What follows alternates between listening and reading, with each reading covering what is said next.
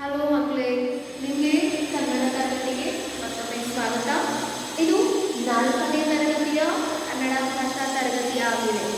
Okay, ನಾವು ಹಿಂದಿನ ತರಗತಿನಲ್ಲಿ 2-3 ಲೆಸನ್ಗಳನ್ನು ಇವಾಗಲೇ ಕಲ್ತಿದ್ದೀವಿ, ಹೌದಲ್ವಾ? ನಿಮಗೆ ಇವತ್ತಿನ ತರಗತಿನಲ್ಲಿ ಹೊಸದಾಗಿರುವಂತಹ ಒಬ್ಬ ಕವಿಗಳು ಹೇಳಿರುವಂತಹ ನಮ್ಮ ಜೀವನಕ್ಕೆ ಬಹಳಷ್ಟು ಸಹಾಯ ಮಾಡುವಂತಹ ವಿಷಯವನ್ನು ಹೇಳಿರುವ ಒಬ್ಬ ಕವಿಯ ಮಾತುಗಳು ಅಥವಾ ಅವರ ಪದ್ಯವನ್ನು ನಾನು ನಿಮಗೆ ಹೇಳ್ಕೊಡ್ತೀನಿ. ಓಕೆ, ಇವರ ಹೆಸರು ಸರ್ವಜ್ಞ. ಸರ್ವಜ್ಞ ಎಲ್ಲ ವಿಷಯಗಳನ್ನು ತಿಳ್ಕೊಂಡಿರುವಂತಹ ಜ್ಞಾನಿ. ಪ್ರತಿಯೊಂದು ವಿಷಯದಲ್ಲೂ ಕೂಡ ಅನುಭವವನ್ನು ಪಡ್ಕೊಂಡಿರುವಂತಹ ವ್ಯಕ್ತಿಯನ್ನು ನಾವು ಸರ್ವಜ್ಞ ಅಂತ ಹೇಳಿ ಕರಿತೀವಿ. ಸರ್ವ ಪ್ಲಸ್ ಅಜ್ಞ, ಸರ್ವಜ್ಞ. ಓಕೆ, ಪ್ರತಿ ವಿಷಯವನ್ನು ತಿಳ್ಕೊಂಡಿರುವಂತಹ ಜ್ಞಾನಿ, ಅವರನ್ನು ನಾವು ಸರ್ವಜ್ಞ ಅಂತ ಹೇಳಿ ಕರೆಯೋದು. ನಿಮ್ಗೆಲ್ರಿಗೂ ಬಸವಣ್ಣನವರು ಗೊತ್ತಿದ್ದಾರೆ ಅಲ್ವಾ?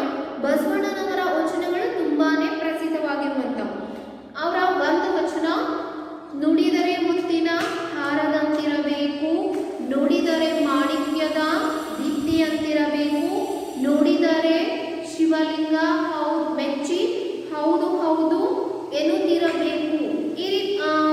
ಈ ವಚನವನ್ನ ನೀವು ಕೇಳಿದ್ದೀರಲ್ವಾ? ನಮ್ಮ ಮಾತು ಹೇಗಿರಬೇಕು ಅನ್ನೋದನ್ನ ಬಸವಣ್ಣನವರು ಹೇಳ್ಕೊಂಡಿದ್ದಾರೆ, ಹೌದಲ್ಲ? ಒಳ್ಳೆ ಮಾತು ನಮ್ದಾಗಿರ್ಬೇಕು, ಬೇರೆಯವ್ರ ಜೊತೆ ನಾವು ಚೆನ್ನಾಗಿ ಇರಬೇಕು. ಆಮೇಲೆ ಆಚಾರವೇ ಸ್ವರ್ಗ, ಅನಾಚಾರವೇ ನರಕ, ಇದು ಕೂಡ ನೀವು ಕೇಳಿದ್ದೀರಾ.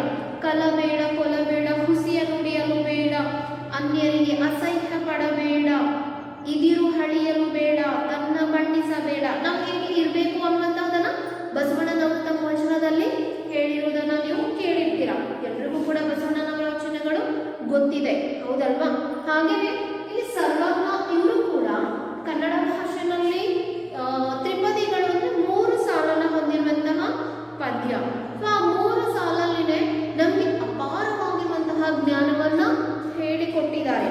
ಓಕೆ, ಇವತ್ತಿನ ನಮ್ಮ ತರಗತಿನಲ್ಲಿ ಸರ್ವಜ್ಞ ಅವರು ಹೇಳಿರ್ತಕ್ಕಂತಹ ಕೆಲವು ತ್ರಿಪದಿಗಳನ್ನು ನಾವು ಕಲ್ತ್ಕೊಳ್ಳೋಣ. ಸೊ ಮೊದಲು ನಾನು ತ್ರಿಪದಿ ಓದೋ ರೀತಿನ ಹೇಳ್ಕೊಡ್ತೀನಿ, ಓದ್ತೀನಿ, ಆಮೇಲೆ ಅದನ್ನು ವಿವರಿಸ್ತಾ ಹೋಗ್ತೀನಿ. ಓಕೆ, ಪದ್ಯದ ಹೆಸರು ಸರ್ವಜ್ಞನ ತ್ರಿಪದಿಗಳು.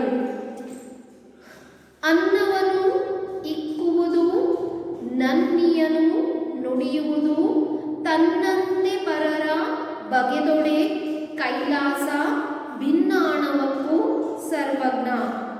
ಅನ್ನವನ್ನು ಇಕ್ಕುವುದು, ನನ್ನಿಯನ್ನು ನುಡಿಯುವುದು, ತನ್ನಂತೆ ಪರರ ಬಗೆದೊಡೆ ಕೈಲಾಸ, ಭಿನ್ನಾಣವಕ್ಕೂ ಸರ್ವಜ್ಞ. ಕೊಟ್ಟಿದ್ದು ತನಗೆ, ಬಚ್ಚಿಟ್ಟದ್ದು ಪರರಿಂಗೆ, ಕೊಟ್ಟಿದ್ದು ಕೆಟ್ಟಿತ್ತೆನಬೇಡ, ಮುಂದಕ್ಕೆ ಕಟ್ಟಿಹುದು ಬುದ್ಧಿ ಸರ್ವಜ್ಞ. ಕೊಟ್ಟಿದ್ದು ತನಗೆ, ಬಚ್ಚಿಟ್ಟದ್ದು ಪರರಿಂಗೆ, ಕೊಟ್ಟಿದ್ದು ಕೆಟ್ಟಿತೆನ್ನಬೇಡ, ಮುಂದಕ್ಕೆ ಕಟ್ಟಿಹುದು ಬುದ್ಧಿ ಸರ್ವಜ್ಞ.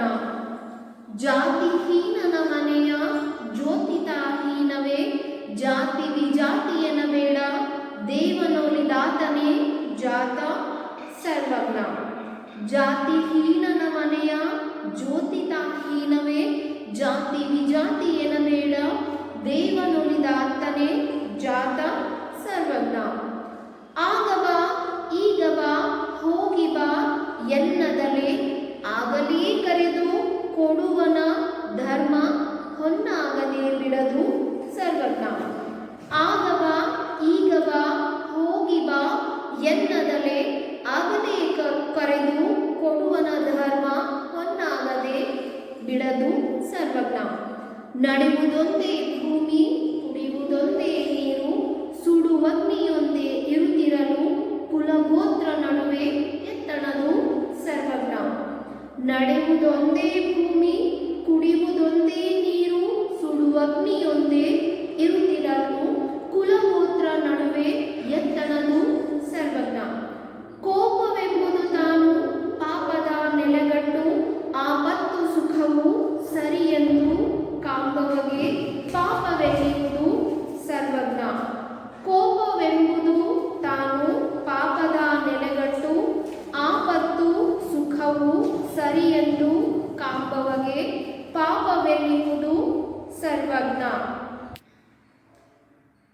ಈಗ ಪದ್ಯ ಹೇಗೆ ಓದೋದು ಅನ್ನೋದನ್ನ ನಾನು ನಿಮಗೆ ಹೇಳಿದ್ದೀನಿ. ಈಗ ಒಂದೊಂದಾಗಿ ಈ ಪದ್ಯದ ವಿವರಣೆಯನ್ನು ನಾವು ನೋಡ್ತಾ ಹೋಗೋಣ. ಈಗ ಒಂದೊಂದು ಪ್ಯಾರಾದ ಅರ್ಥವನ್ನು ನಾವು ತಿಳ್ಕೊಳ್ಳೋಣ. ಸೊ ಮೊದಲನೇ ಪ್ಯಾರ ಏನಿದೆ, ಅನ್ನವನ್ನು ಇಕ್ಕುವುದು, ನನ್ನಿಯನು ನುಡಿಯುವುದು, ತನ್ನಂತೆ ಪರರ ಬಗೆದೊಡೆ, ಕೈಲಾಸ ಭಿನ್ನಾಣವಕ್ಕೂ ಸರ್ವಜ್ಞ. ಹೌದು ಅಲ್ವಾ? ಅನ್ನವನ್ನು ಇಕ್ಕುವುದು, ಇಕ್ಕುವುದು ಮೀನ್ಸ್ ನೀಡುವುದು. ಇಕ್ಕುವುದು ಅರ್ಥ ಏನು? ನೀಡುವುದು ಅಥವಾ ಕೊಡುವುದು. ಹಸಿದಿರೋರಿಗೆ ಅನ್ನವನ್ನು ನಾವು ಕೊಟ್ವಿ ಅಂತ ಹೇಳಿದ್ರೆ ಅದಕ್ಕಿಂತ ದೊಡ್ಡದಾಗಿರುವಂತಹ ಕೆಲಸ ಯಾವುದೂ ಕೂಡ ಇಲ್ಲ. ಓಕೆ, ನಾವು ನೇತ್ರದಾನ, ರಕ್ತದಾನ, ಅನ್ನದಾನ, ವಿದ್ಯಾದಾನ ಇವೆಲ್ಲ ತುಂಬಾ ಶ್ರೇಷ್ಠವಾಗಿರುವಂತಹ ದಾನಗಳು ಅಂತ ಹೇಳಿ ನಮಗೆ ಗೊತ್ತಿದೆ. ಓಕೆ, ಇಲ್ಲಿ ಅನ್ನವನ್ನು ಇಕ್ಕುವುದು, ತುಂಬಾ ಹಸ್ಕೊಂಡು ಬಂದಿರದಂತಹ ವ್ಯಕ್ತಿಗಳಿಗೆ ನಾವು ತಿನ್ನೋದಕ್ಕೆ ಊಟವನ್ನು ಏನಾದರೂ ಕೊಟ್ವಿ ಅಂತ ಹೇಳಿದ್ರೆ, ಅನ್ನವನ್ನು ಅಂದ್ರೆ ಬರೀ ಅನ್ನನೇ ಕೊಡಬೇಕು ಅಂತ ಹೇಳಿ ಏನಿಲ್ಲ. ಹಸಿದಿರತಕ್ಕಂತಹ ವ್ಯಕ್ತಿಯ ಹೊಟ್ಟೆ ತುಂಬುವುದಕ್ಕೆ ಏನನ್ನಾದ್ರೂ ನಾವು ಕೊಟ್ವಿ ಅಥವಾ ನೀಡಿದ್ವಿ ಅಥವಾ ಕೊಟ್ವಿ ಅಂತ ಹೇಳಿದ್ರೆ ಅದು ತುಂಬಾನೇ ಒಳ್ಳೆಯ ಕೆಲಸ ಆಗಿದೆ. ಹಾಗೆಯೇ ನನ್ನಿಯನು ನುಡಿಯುವುದು, ನನ್ನಿ ಮೀನ್ಸ್ ನಿಜ ಅಥವಾ ಸತ್ಯ. ಓಕೆ, ನನ್ನಿ ಸತ್ಯ. ಓಕೆ, ಸತ್ಯ ಇದಕ್ಕೆ ಆಪೋಸಿಟ್ ವರ್ಡ್ ಏನು ಬರುತ್ತೆ? ಅಸತ್ಯ. ಓಕೆ, ಸತ್ಯ ಎನ್ನುವುದು ಕೂಡ ಹೇಳ್ತೀವಿ ನಿಜ. ಓಕೆ, ನಿಜ ಇದಕ್ಕೆ ಆಪೋಸಿಟ್ ವರ್ಡ್ ಸುಳ್ಳು.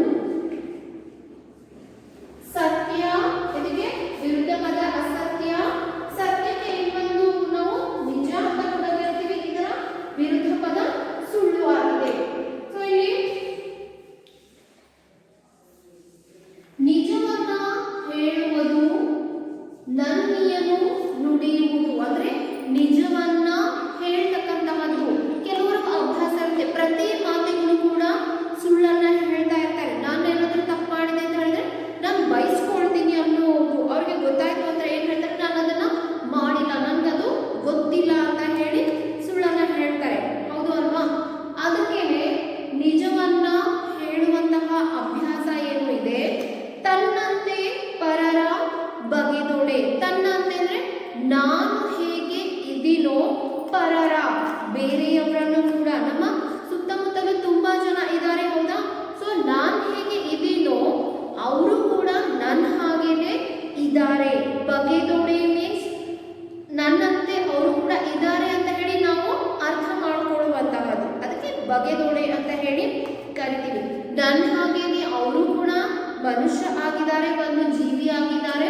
ನನ್ನ ಹಾಗೆ ಅವ್ರಿಗೂ ಕೂಡ ಖುಷಿ ಆಗುತ್ತೆ, ನೋವಾಗುತ್ತೆ, ಕಷ್ಟಗಳು ಬರುತ್ತೆ ಅಂತ ಹೇಳಿ, ಬರೀ ನನಗೆ ಮಾತ್ರ ಖುಷಿ ಆಗಲ್ಲ, ನೋವಾಗಲ್ಲ, ಅವ್ರಿಗೂ ಕೂಡ ಆಗುತ್ತೆ. ನನ್ನ ಹಾಗೇನೆ ಅವರು ಕೂಡ ಇದ್ದಾರೆ ಅಂತ ಹೇಳಿ ನಾವು ಅರ್ಥ ಮಾಡ್ಕೊಂಡ್ವಿ ಅಂತ ಹೇಳಿದ್ರೆ, ಕೈಲಾಸ ಭಿನ್ನಾಣವಕ್ಕೂ ಸರ್ವಜ್ಞ. ಭಿನ್ನಾಣ ಅಂತ ಹೇಳಿದ್ರೆ ವೈಯಾರ ಅಥವಾ ಸೊಗಸು. ಓಕೆ,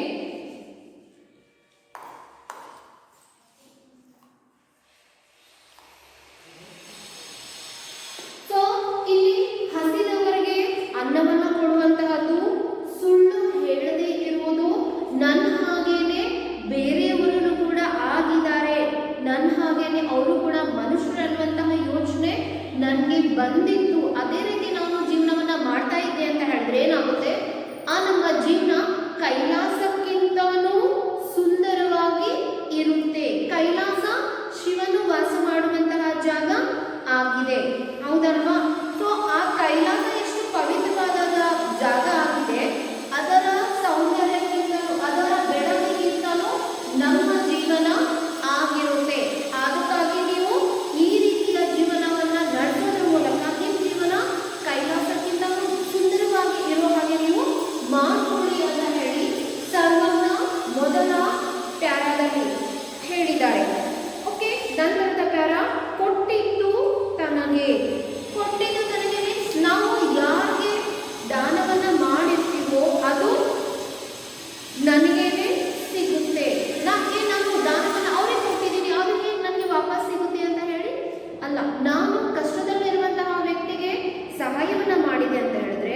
ಬೇರೆಯವರು ಬೇರೆ ರೂಪದಲ್ಲಿ ನನಗೆ ಸಹಾಯದ ಅಗತ್ಯ ಇದ್ದಾಗ ಅವ್ರು ನನಗೆ ಸಹಾಯವನ್ನ ಮಾಡ್ತಾರೆ. ಅದಕ್ಕೆ ಇಲ್ಲಿ ಕೊಟ್ಟಿದ್ದು ತನಗೆ, ಬಚ್ಚಿಟ್ಟಿದ್ದು ಪರರಿಗೆ. ಯಾವುದಕ್ಕೂ ಕೂಡ ಉಪಯೋಗವನ್ನ ಮಾಡ್ಕೊಳ್ಳದೆ ಕೆಲವರು ಏನ್ ಮಾಡ್ತಾರೆ ಅಂತಂದ್ರೆ ಪೂರ್ತಿಯಾಗಿ ಬಚ್ಚಿಟ್ಟು ಮುಚ್ಚಿಡ್ತಾರೆ. ಹೌದಾ? ಈಗ ಕೆಲವರು ನೀವು ಚಾಕ್ಲೇಟ್ ತಿಂತೀರಾ, ಸ್ವೀಟ್ಸ್ ಎಲ್ಲ ತಿಂತೀರಾ, ಹೌದಲ್ವಾ? ನೀವೇನ್ ಮಾಡ್ತೀರಾ, ಬೇರೆಯವ್ರು ಯಾವಾಗ ತಗೊಂಡ್ಬಿಡ್ತಾರೆ ಅಂತೇಳಿ ಆ ಸ್ವೀಟ್ ನ ತಗೊಂಡು ಎಲ್ಲ ಬಚ್ಚಿಟ್ಟಿರ್ತೀರಾ. ಹೌದಾ? ಬಚ್ಚಿಟ್ಟು ಮರ್ಕೊಂಡ್ಬಿಟ್ಟಿರ್ತೀರ. ಚಾಕ್ಲೇಟ್ ಅನ್ನ ಇಟ್ಟಿರ್ತೀರಲ್ವಾ? ಇಟ್ಟಾಗ ಏನಾಗುತ್ತೆ, ನಿಮಗೆ ನೆನಪು ಹಾಕ್ಬಿಟ್ಟಿರುತ್ತೆ. ಅವಾಗ ಅದನ್ನ ಯಾರು ತಿಂತಾರೆ? ಇರುವೆಗಳೆಲ್ಲ ಬಂದು ಆ ಚಾಕ್ಲೇಟ್ ಅನ್ನ ತಿಂತವೆ.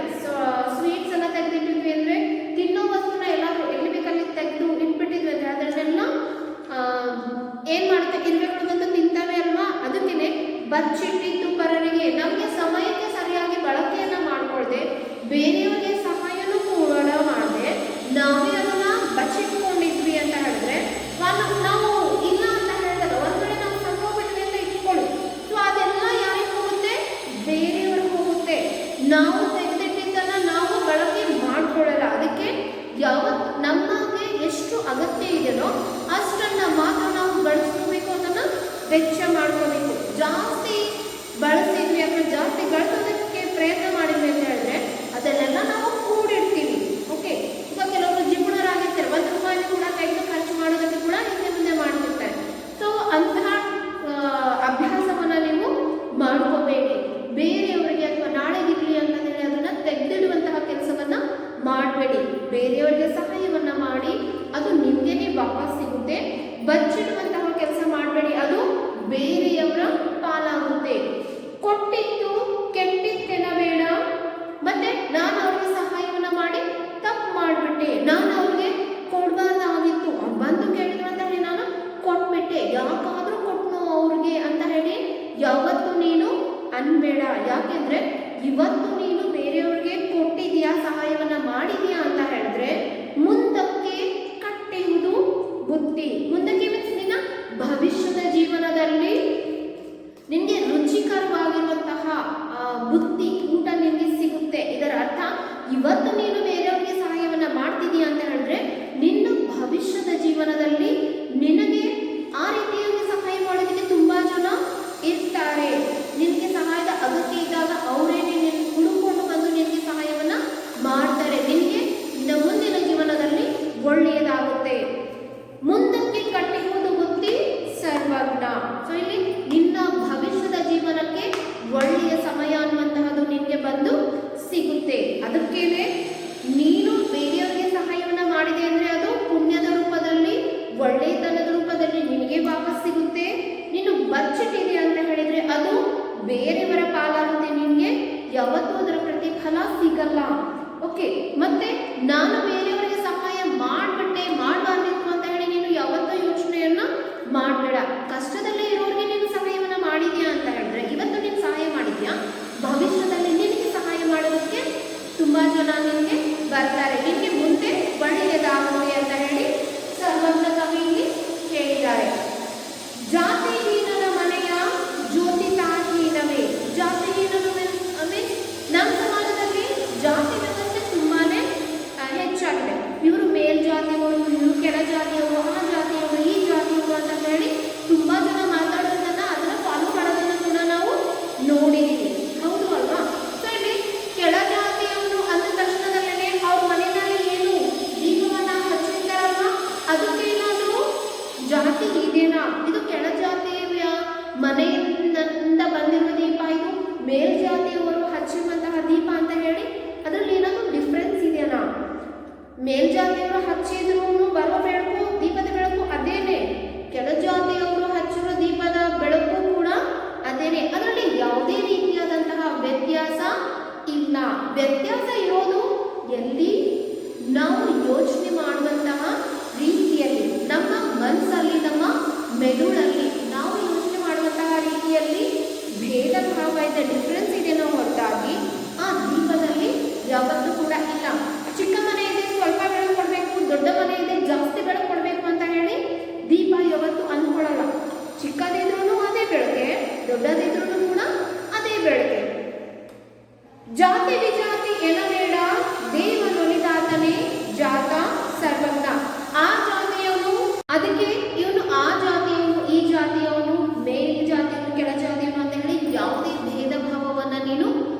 ಮಾಡಬೇಡ.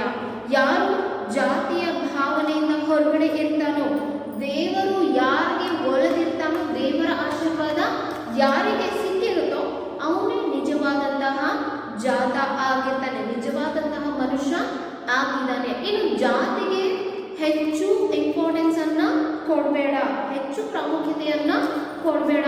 ಮನುಷ್ಯನಿಗೆ ನೀನು, ಮನುಷ್ಯನ ಒಳ್ಳೆತನಕ್ಕೆ ನೀನು ಪ್ರಾಮುಖ್ಯತೆಯನ್ನ ಕೊಡು ಅಂತ ಹೇಳಿ ಸರ್ವಜ್ಞ ಕವಿ ಹೇಳಿದ್ದಾರೆ.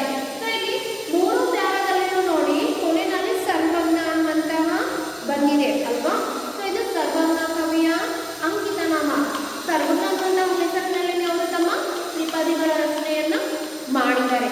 ಇವತ್ತು ನಮ್ಮ ಇಂದಿನ ತರಗತಿನಲ್ಲಿ ನಾವು ಸರ್ವಜ್ಞರು ಹೇಳಿದಂತಹ ನಮ್ಮ ಜೀವನವನ್ನ ಕೈಲಾಸದ ರೀತಿ ಹೇಗೆ ಸುಂದರ ಮತ್ತೆ ಪವಿತ್ರವಾಗಿ ಮಾಡಿಕೊಳ್ಬೇಕು, ಮತ್ತೆ ನಮ್ಮ ಭವಿಷ್ಯದಲ್ಲಿ ಒಳ್ಳೆಯತನ, ನಮಗೆ ಒಳ್ಳೆಯ ವಿಚಾರಗಳು ನಮಗೆ ಹೇಗೆ ನಮ್ಮ ಜೀವನದಲ್ಲಿ ಬರುತ್ತೆ, ಅದು ಬರಬೇಕು ಅಂದ್ರೆ ನಾವು ಏನನ್ನ ಮಾಡಬೇಕು ಅನ್ನೋದನ್ನ ತಿಳ್ಕೊಂಡ್ವಿ. ಹಾಗೇನೆ ನಿಜವಾದ ಜಾತ ಯಾರು ಆಗಿದ್ದಾರೆ ಅನ್ನುವಂತಹದನ್ನ ಸರ್ವಜ್ಞ ಕವಿ ತುಂಬಾ ಸರಳವಾದ ರೀತಿಯಲ್ಲಿ ನಮಗೆ ಹೇಳ್ಕೊಟ್ಟಿರೋದನ್ನ ಕಲ್ತಿದ್ದೀವಿ.